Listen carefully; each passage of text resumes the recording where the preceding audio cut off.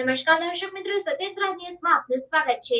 જૂનાગઢ માંગરોળ શહેરમાં મામલતદારે કરી લાલ આંખ, પેશકદમી દૂર કરવાની કાર્યવાહીથી જમીન માફિયાઓમાં ફફડાટ।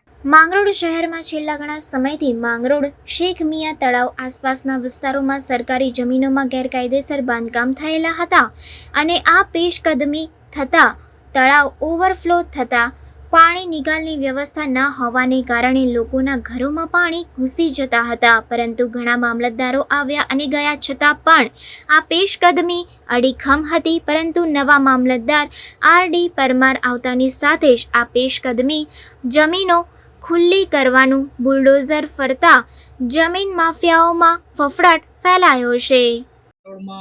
પેશકદમી જે શેખમય તળાવની અંદર થયેલી તે અંગે વારંવાર રજૂઆત થયેલી અને એના અનુસંધાને અરજદારને નોટિસો પણ આપેલી, તેમ છતાં પણ દૂર ન થતાં અરજદારને રૂબરૂ બોલાવી અને તેઓને સ્વૈચ્છિક ખુલ્લું કરવાની સૂચના આપેલી અને તેઓ દ્વારા હાલની તકે જે પેશકદમી કરેલું છે તે સ્વૈચ્છિક ખુલ્લું કરી આપે છે અને આ જે વિવાદ છે એ ઘણા સમયથી ચાલતો હતો અને તેનો ટૂંક સમયમાં અંત આવશે અને તાત્કાલિક ખુલ્લું કરી અને એ જગ્યા ઉપર બહુ સારું એવું તળાવ બનાવી અને આયોજન વહીવટીતંત્રનું છે।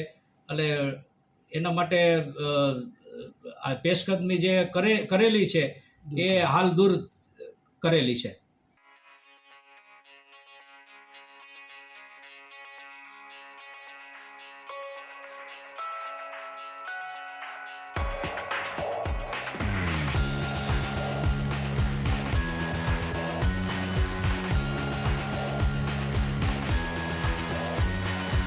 સમાચારોની ઝડપી અપડેટ માટે હમણાં જ સત્ય સ્વરાજ ન્યૂઝ ચેનલને લાઇક, શેર અને સબસ્ક્રાઇબ કરો।